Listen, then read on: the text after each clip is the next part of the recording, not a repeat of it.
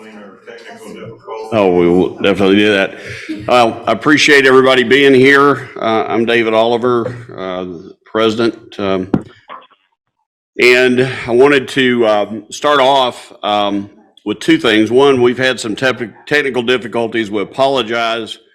There were some IT upgrades and changes that affected our ability to get into Zoom. And we have been able to do a workaround to get folks on for both the executive committee and now the general meeting. So we appreciate everybody's patience with us working through that. Secondly, I apologize. I'm going to do my presentation this morning and then I'm going to turn it back over to Steve. I have to scoot back to Bowling Green. Part of our new package with ESPN is we play football on Tuesday nights now, it appears. So I have a football game and a concert that I've got to get back to be the emergency manager for this afternoon. So with that, I will go ahead and start. And I wanted to talk a little bit, and because of the mic, I'm going to stay at the podium this morning, be more preacher-like, which I don't typically like to do. But I will put a couple of disclaimers out first. Nothing that I present or say today is meant to be political one way or the other. And I try to keep the politics out of disaster, which I wish the politicians would do the same. Secondly, when I talk about climate and those things, I'm definitely not, I will tell you absolutely the climate's changing. And when people say the science is done, we don't need to look at it anymore, I get really upset as a researcher because the science is never done. And when somebody tells me that I don't need to look at something, that tells me that I need to look at something, or others smarter than me need to look at something. So that research needs to continue for sure. So what I'm going to talk about a little bit is a little bit of the changing dynamics of bad things. I'm ready for anything except that. Success versus failure, fine lines, tipping points. Talk about assumptions and how they will sink the ship. And then power of honest assessments, rethinking, preparedness and training, and then leading in times of crisis. And I'm going to go through this very quickly. It looks like a lot. It is, but I'm going to move through this very quickly. When we look at disasters and the dynamics of disasters, they are definitely, the dynamics are changing. And people say, well, disasters are getting worse or this. In a lot of cases, the disasters themselves are not getting worse, but we have more population in the area where the disaster hits. The wind speed of an F3 tornado doesn't vary. But if it hits a populated area, that's a much worse disaster than if it goes through Kansas farmland. So we have to look at those pieces. This is some recent data looking at billion-dollar disasters.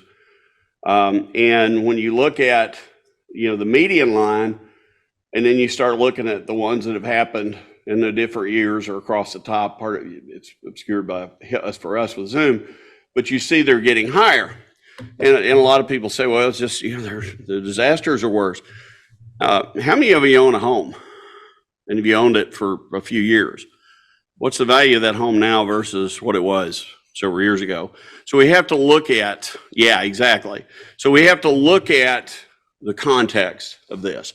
Now, I'm not diminishing the fact that these are still billion-dollar disasters, but I think we have to look at the numbers and take them with a grain of salt. When you look at just recently, this year, the number of things that have happened, and you probably heard of some of these, you probably have not have heard of others, but we look at the different disasters that tied in, and there were 23 separate billion-dollar disasters through August of this year.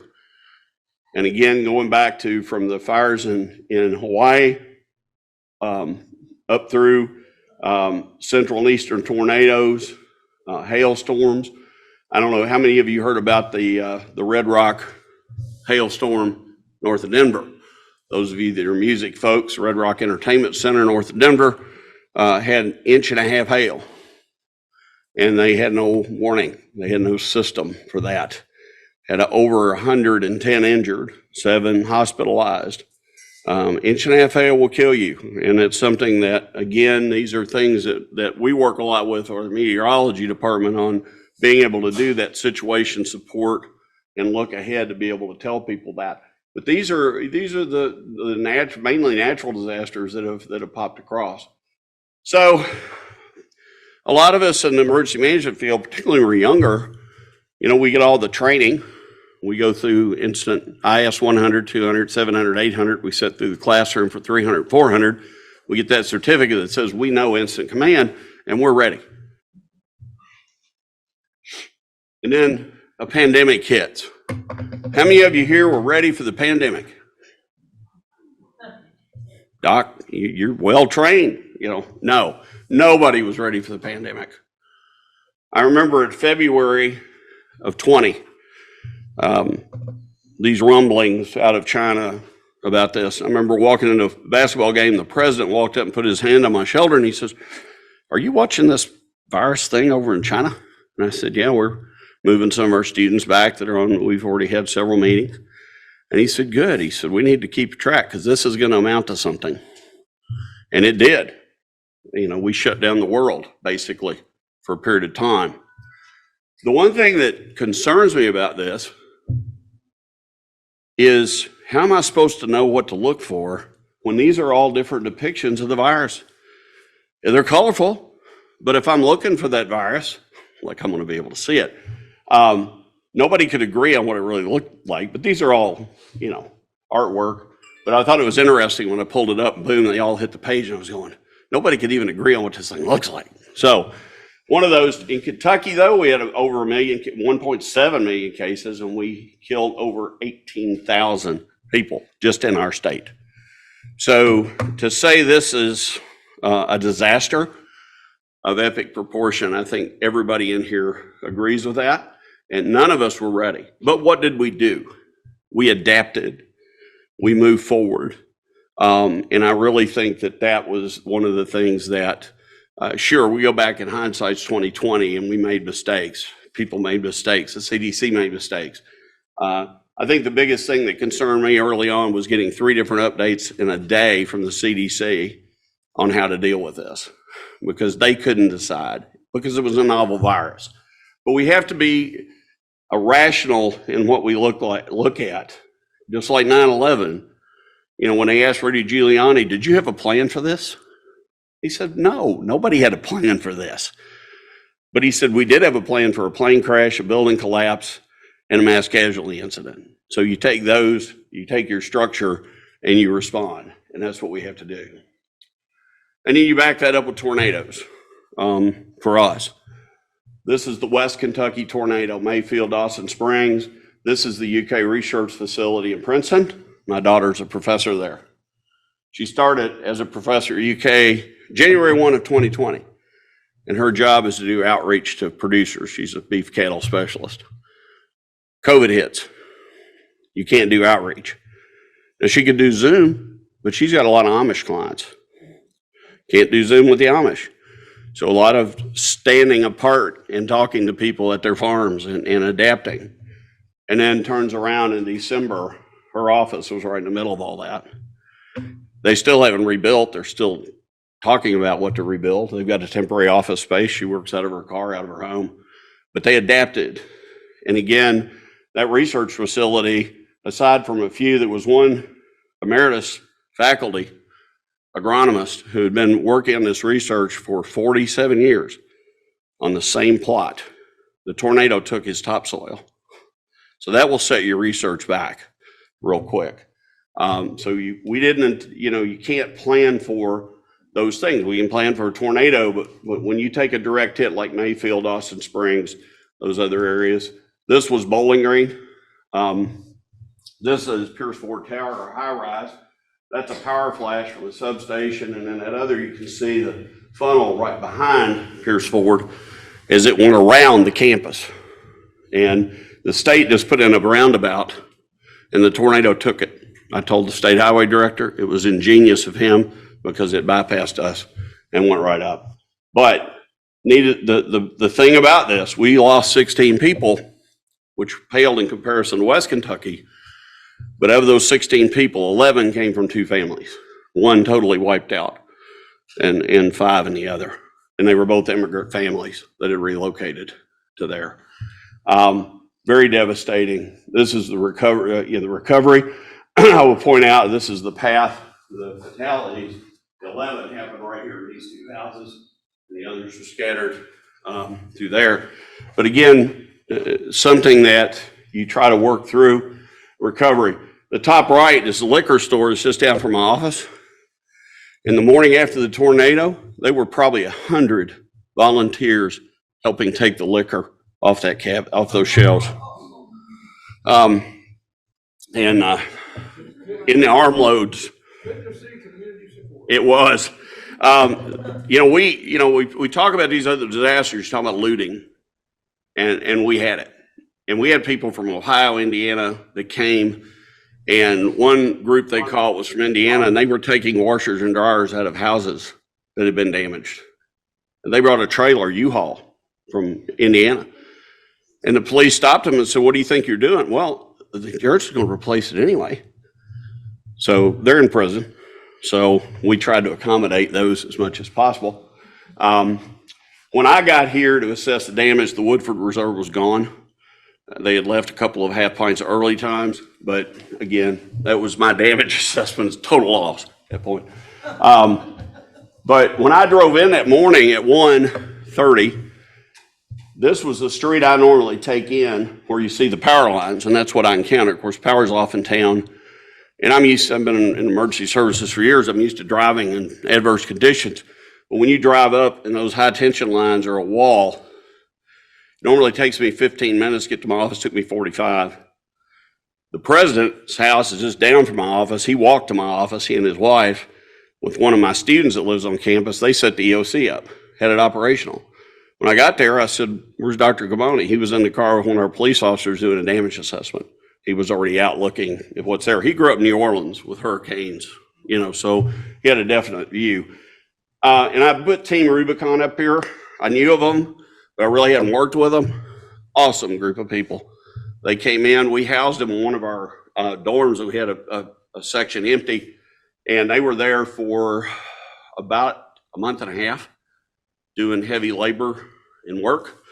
And they were just so happy to have a warm bed, to have a shower, have a washer and dryer, and have a place to charge their cell phones, because they generally don't have that when they're in the field. So worked with them a lot. So all that part of the preparedness.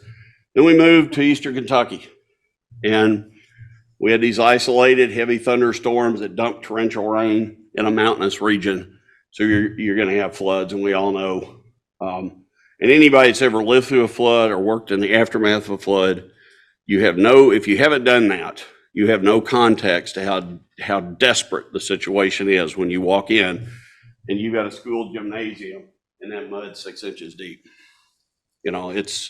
It's devastating. The fire departments, I know a couple departments up by me gave trucks to Eastern Kentucky because a couple departments lost their whole fleet. And then Mayfield. I don't know if everybody picked up on it earlier this year. After the tornado, they had the same thing. Thunderstorms set over Mayfield and flooded an already ravaged area. So we get those kind of repetitive things. We have to be ready. So we'll talk about success and failure. And this is really us as emergency managers or leaders, is anytime a new disaster happens, you're an old dog and this is a new trick. That's how you have to look at it. You're going to learn something new. That was one of my favorite all-time cartoons. And then we look at sometimes solving these things in incident management is like working a puzzle, because we're trying to find our resources, we're trying to do the others, but it's almost like the words aren't spelled out at all, and we got to put them together. And that's where you got to have the right team and the other things to do that. And then I look at folks if you come to my office now, you would think the tornado damage had not been repaired, because my office it ends up being a stockpile for projects and whatever. But I always get concerned when I see somebody, emergency manager, that's got a desk like this and their to-do list is all checked off. Something's wrong, because you're never caught up in our field, but I had to throw that in. This is more what I'm akin to. Now, I don't know about her. I can find anything in my office. I know where it is, or at least general idea of where it is. Not always, but I think it's important that we recognize. But it takes all types. I've got an assistant who retired out of the Air Force as a colonel in the nursing corps, was emergency manager for years. She came to work for me during the pandemic as my pandemic officer, and she stayed on. Her desk is like the first one, but I can tell you that you better not say anything to the colonel about her clean desk because she takes it very seriously. But she helps me get through this every day. So you have to have those offsets and all kinds. So I talk about assumptions. Anybody know what this boat is? Costa Concordia. Remember this from a few years ago? Great looking cruise ship. Had just been retrofitted. Sailing away. They're going to do a drive-by of an island. Captain, whatever happened, got distracted and came too close and hit a rock. Those rocks will mess you up real quick. It ripped a gash 160 feet wide in the side of the boat, listed it over, and it sat there. It took 6 hours to evacuate that ship. Any of you been on a cruise where you've gotten that briefing on how fast you have to be able to get off the boat? You're supposed to be able to evacuate any of these ships in 30 minutes. It took 6 hours. 32 people died. The captain was convicted of manslaughter, along with the 4 or 5 others were convicted in Italian courts. And the trial lasted 19 months, and he's now in prison serving a 16-year term. Not only did he not oversee the steering of the ship, when it went over, he was on the first lifeboat and went to shore and refused to go back. Help. You'll be lucky if that 7 didn't cars bode go well, by. again, for emergency planning and preparedness, but literally that will sink the ship. So here's some of the assumptions getting back to us. We're not captaining a cruise ship, although I think there's times that might not be a bad deal. But these are things that we fall into. My staff knows what to do, and maybe they do, but how do you know versus you saying they do? The online FEMA training is all we need to manage a crisis. I got 100, 200, 700, 800 because my boss didn't want to pay for me to go to 300 and 400 and take me out of the workplace to get the intermediate and large scale. So I've got these 4. I've got the certificates. I'm good. Exercises of a waste of valuable time. And I've had managers tell me that in my past career. And again, exercises are really the only way that you know for sure that you're where you can do. Or just order a video, we'll throw it in, we'll do the training, sign off on it when you leave, we're good to go. There is no validation in doing a video. Videos have a great place if you're trying to show an animation in the classroom, but it does not do anything to assess a person's knowledge of what to do. So again, I caution you because that is a big thing that gets people in the trick bag. Honest assessment, looking at the risk assessment. If you don't do that, you're truly rolling the dice because, yeah, it may not happen. But if you don't have a plan and something happened, you're already behind the 8 ball and are in deep trouble. These are the FEMA categories: natural, technological, and human cause. And again, there's a lot of stuff here.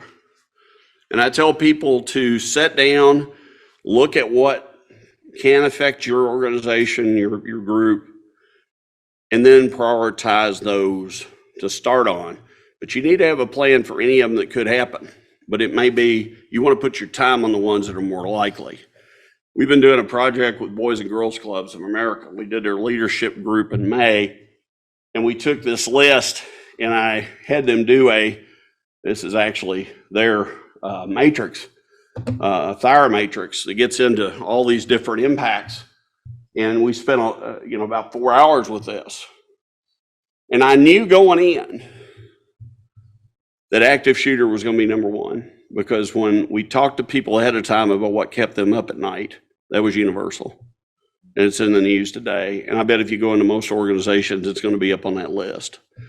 Even though when you look at tornadoes and you look at all those other things, we had a lot of northern people and some southern people. Northern people generally don't put winter weather as a big deal. Southern people do, but winter weather was second.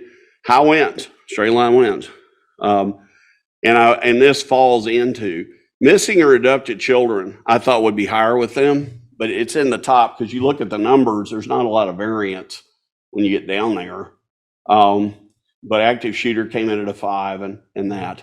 So we utilize that. Now, those that have done a THIRA or do this for an organization, it's a prioritization tool, is what it is to try to, it doesn't help you design your plan. It just helps you really take a look with a group of folks at what those impacts are, probabilities and that. It's a good tool, but it's too complex for most groups or most people. If you're going to put a group of folks out of an organization that don't deal with this stuff, this is going to be like putting a blindfold on and telling them to solve a Rubik's Cube. It's not going to have an impact. So what I like to do is take something a lot simpler. Take the hazard. What is the potential? What are the impacts? What can we do to prevent it? What is our plan for warning? What are the countermeasures? And then any required training and exercises. You can take this into a staff meeting. You can take a topic or two, and you can finish this in 5 minutes. But it gets people to think about what they want to do. And a lot of people want to do the whole THIRA, which, if you're at emergency manager level, yeah, we have to do that periodically. But this is where you really can use this as a simple tool with your staff to get them engaged in helping determine what needs to happen for a particular hazard. If you don't get anything else of what I'm saying today, the simpler the better. And I always tell people, you'll see I use 3, 4 lines. I never go over 5 in any category. Because if you get too complex, it doesn't mean that you're not going to have processes that are going to be more complex. But for that high level, people will remember 1, 2, or 3 things like stop, drop, roll, run, hide, fight. It's the reason we do those. So if you keep it simple, it's going to resonate better with them. This is a matrix that, again, I steal a lot of things, but when you look at having an emergency plan, all hazards risk assessment, you need to have your policies and procedures. You need to do training and testing, and you have a plan for communications of getting that word out to folks. And I like this matrix. It's simple, but it also gets back to if you take those 4 quadrants and address those, it gives you a pretty robust process. This is actually out of Medicaid, Medicare. This is when they require this of their providers to get Medicaid, Medicare. They have to have this as part of their documentation. Again, when you look at testing, you've got seminars, workshops like this. You have tabletops and games that are all, they're all discussion based. And then you get into drills, functionals, and full scales. And I tell people, you either have 1 or 2 people. They want to do a very minimal tabletop or they want to go all out. We want to have 800 people show up tomorrow and we're going to do a full scale exercise. If you've never done a full scale, I don't care how big it is, but if you're truly going to mobilize people and equipment and whatever else, you're looking at a year at least to plan it. And you got to have a lot of money because somebody's got to pony up the money, even if it's the individual agency. But you can do functionals that really get into those. We did one with our global learning group because they wanted to test what would happen if we had a group overseas and something happened. So I talked to the director and they had a group going to Australia and they were flying in that day to Sydney. So I had the leader of that group before she left. I prepped her and I had her call in to start the exercise. And then they went on with their thing because I don't want to keep them on the hook. But she called our police department and she said, this is an exercise, but I'm calling in to tell you this, follow the process. Had a new dispatcher. And she goes, what's up with this? And somebody said, look at the book, boom, here it is. So she did, she followed it, called the person, we kicked the exercise off. I had the PIO, I had one of my police captains, I had others, and I had 2 people in the sim cell. And we had a phone sitting at a desk, and I said, your information is going to come over that phone. So a few calls came in, And all at once the PIO's cell phone rang. And it was a reporter from the Daily Disappointment. Wanted to know this, and this. Police captain's phone rang. It was somebody doing this. One of the people in the back, who's a leader in that group, got a call from one of the faculty members in Australia. And it blew them out of the water because they're all focused on this phone thinking this is going to be just a simple exercise. We started throwing stuff at them. It only lasted an hour and a half, but at the end of that, they had a list of about 10 things of improvement that they came out with that were easy to do. And they walked out there saying, man, this is great, because it really taxed them. They were coming in thinking this is all going to be tabletop paper, right? You can throw those curves in. It doesn't cost you anything really to do it, just a little bit of planning. So when we rethink preparedness, there's a lot of times people take the simple approach, sometimes too simple. But I think what we need to look at is, here's the ICS 300 course. And I've talked about it for folks. If you're going to be managing incidents, it's really, one that you need, because it's how to escalate and those things. And we look at all these things. Now, Unit 5 is a day when you teach this, usually a day in itself. But if you take this in a granular format, now FEMA tells you, and State EM tells you, you got to be in this room for 24 hours to get your certificate for that training. No problem. But I dare you, if you go train, I trained you as a group, and I don't do anything else.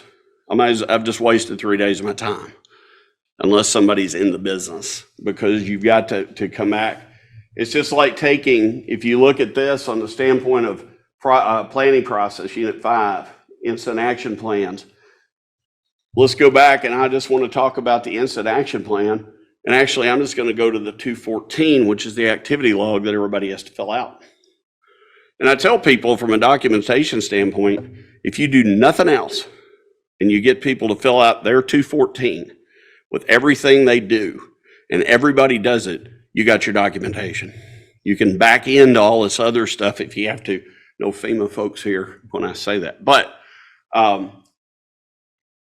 this is what people need. Start with that, granularize it, and hit it one piece at a time. Because when you throw that at them in 3 days, I don't care how dynamic the instructor, I always do it with multiple instructors, they are so burned out by the end of the second day. The third day it's tough. But if you can tie it back, do two things, and then follow up with individualized or granular type follow-ups, it's very important. Take and talk about each of these positions in a meeting if you're in continual training. Don't talk about the whole section, just talk about the incident commander, and then talk about command staff, then talk about each of the general staffs, just to break it down. And here's a nice cheat sheet. Stole this from the Coast Guard, but it's for each position, there is a nice checklist detail. It's a good training tool. If you're trying to tell somebody what an incident commander does or what a liaison officer does, all of these things are very important. So I want to talk about leading. Those of us, how many of you are old enough to remember the Challenger? A few of us. And that night when President Reagan spoke, we all knew it blew up. They didn't confirm it for a while, but there was no doubt if you were watching that launch. First teacher in space, everybody was watching that launch. All the schools were watching that launch. All the kids were watching the launch. And those classroom teachers had to figure out, how am I going to explain this to my kids?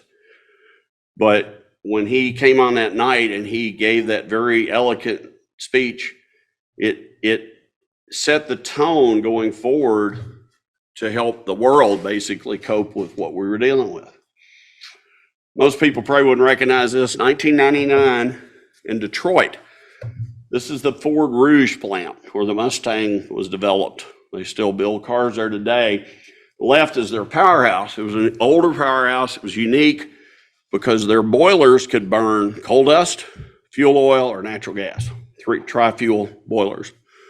Something happened that morning and they had an explosion. severely burned a number of people. I think 7 ended up dying. There were 5 killed, 2 died in the hospital. And Bill Ford's in the blue. And he had recently taken over as president. And Henry Ford's grandson, so part of the family. And the blue oval, as they call it, Ford headquarters, is about 10 miles up the road in Dearborn. And he said, I'm going down there. And his handlers were like, no, you can't. His lawyers are going, no, you can't. And he basically said, heck with it. Went and got in his truck and drove to the plant. And he stepped out at the gate right before this picture was taken. And the news media is there, and they said, Mr. Ford, what do you think? And he said one line, this is the worst day of my life. And he meant it. You could tell. He was devastated. Quietly behind the scenes, he assigned a vice president to every family. He made sure everything was taken care of as far as any cost or anything, the immediate needs, flew family in from around the world. And none of that was ever publicized. But the leadership there, along with the UAW, Ron Gettelfinger at that time was the Ford chief. He came out of Louisville. Many of you know Ron. He was heavily involved with Kentucky Health and Safety Network. And Ron was there and with him. So you had the union and management together responding to this. And I remember when the press tried to bait Ron, he hated dealing with the press, and they tried to bait him into making a comment. Well, this had to be an unsafe plant. And he says, this is not an unsafe plant. We have a joint safety program, union and management. He said, something has gone terribly wrong. We will investigate it. We'll find out. If somebody needs to be held accountable, we'll make sure it happens. And it's very succinct. But it took the air out of the press. It basically focused back on what needed to happen. A very pivotal moment of leadership on two individuals. 9/11, so much uncertainty. But ended up, Giuliani happened to be the one just walking down the street, the first leader to make a public comment. And he said, people said, what should people do? And he says, well, we need to get everybody out of Lower Manhattan. I don't care how you do it, get out of Lower Manhattan. We don't know exactly what's going on. We're trying to assess the situation. We're trying to do this. And I remember at that point, they asked him, how many responders have you lost? And he goes, I have no idea, but it's going to be unbearable. That was his comments. Later on, he did a news conference that evening. And at the time, irregardless of what's happened with Rudy in the last several years, he was really the face of 9/11 from a leadership standpoint and filled a very strong void in that early stages. And then I don't have to tell anybody this one. But I encourage you to go back, and on YouTube, if you go and Google, the air traffic control tape is on there. You can find it. The traffic between the plane and the tower. And I encourage people to listen to that. Because in the movie, they took excerpts of it. But if you listen to the whole thing, it's pretty interesting. Air traffic controller is trained to do his job. And Sullenberger tells him 3 times, I'm going in the Hudson. He never hears it because he's focused on you don't put a plane in the river. You put planes on runways. And if you listen to that, if you remember, he says, we're going in the Hudson. The Teterborough's off to your left, LaGuardia's over here, and finally he realizes, I think he went in the Hudson. And I'm not trying to point fingers at anybody, but it gets into training and it gets into listening in crisis. They both did their jobs, and obviously no one died. So it was a very good outcome. But it's really made them rethink how they train folks in a lot of ways. And then I also go back to, do you think there was a plan anywhere that says if a plane lands on the Hudson, that all of our pilot boats will come rescue people? No. They're used to it. They're trained if somebody goes overboard of a boat, but not 100 and however many folks standing on the wings of an aircraft. So everybody came together that day and made a very good outcome. But I think we all agree it comes back to that first decision that he realized if he tried to get back, he knew he was going to park that plane in a very heavily populated area, kill everybody on the plane and probably a bunch of people on the ground. And I truly believe, and I haven't read his book, I've wanted to, but I truly believe his thought process was, we may die, but I'm not taking anybody else with me. But now, again, afterwards, he said, you know, we trained for this. You know, maybe they do simulators for water landing. I don't know, I'm not a pilot, but he should be teaching it, is all I'm saying at that point. And I threw this one in at the end. This is the BP oil spill. And a lot of people remember Tony Hayward.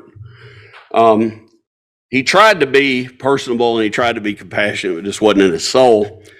And in the middle of all this, you know, he turns around and says, I just want my life back.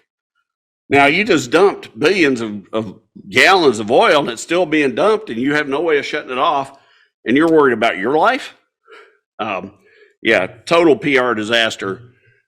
He was out very quickly as CEO. You see it says former. That was about a 2-second decision by the board of directors. But it also elevated this disaster. Had he turned around and systematically did a Rudy and said, we're doing this, this, this, and this, in his calm British accent, we would have said, good deal. That one line sunk him, and BP. So we talk about, you know, leading. It's very critical. This is another Ford story. Top left is Henry Ford and Harvey Firestone. They had several marriages between those families, very close friends. Firestone Tires, Ford Cars. Until Jacques Nasser took over the company, they built the new Ford Explorer, or Exploder, as we at General Motors call them. And they put the tires on there, and the combination of those two proved deadly. Now, was it the car? Was it the tires? We don't know, because they did this. They'd always been unified in what they did, but they did this. And Nasser says, not our cars. Firestone says, not our tires, because we put that same tire on other cars and they don't roll over. So these are all things that you go back to. Again, cost Ford tons and tons of goodwill and market share and everything else, because this guy had an ego and he was not going to admit that there was a problem. And the tires obviously had a problem because sidewalls came off and others. So it was not just the car or just the tires, it was both, but it ended up there. Any questions? I know I sort of bounced around to some things, but I wanted to bring this back to just a couple of things. One, look at your threat. Take a simplified approach to get everybody on board and what you need to do. And start there. You can always add to it. Don't get the 10, 20 page threat assessment document and try to do that for every hazard, because you'll never get done and it'll drive yourself nuts. Start with those most important things. Understand this is where my threats are. Here's what I need to do to protect my folks. Here's what I need to do to be the leader of that, and then go from there. Any questions? Yes, sir.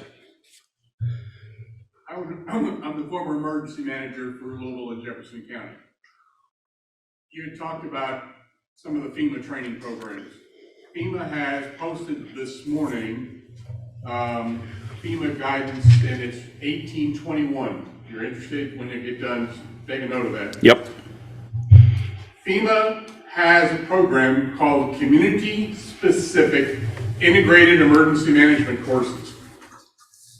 These are programs where you can basically take your community team to one of the FEMA training institutions. We did ours at Anniston, down there at the Center for Domestic Preparedness, but I've also done this up in Emmitsburg.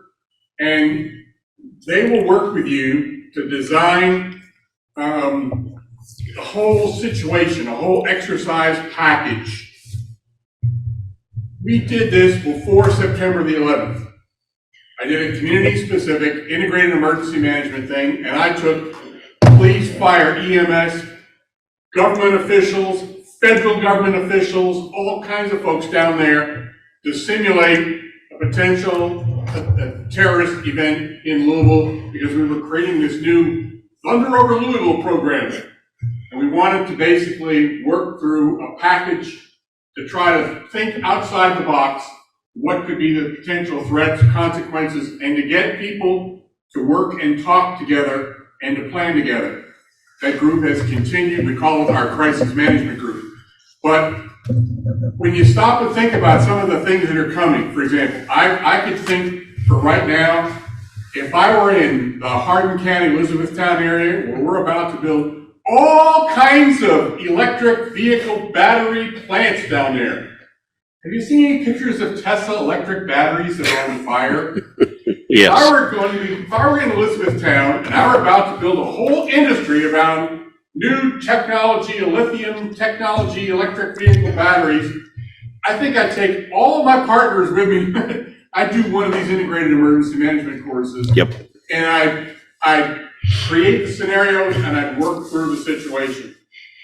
I don't care whether you're in Lexington, Bowling Green, down in Ashland, wherever you're at, if your team in your area has ever thought about some of the potential threats and issues, this is a good program to consider.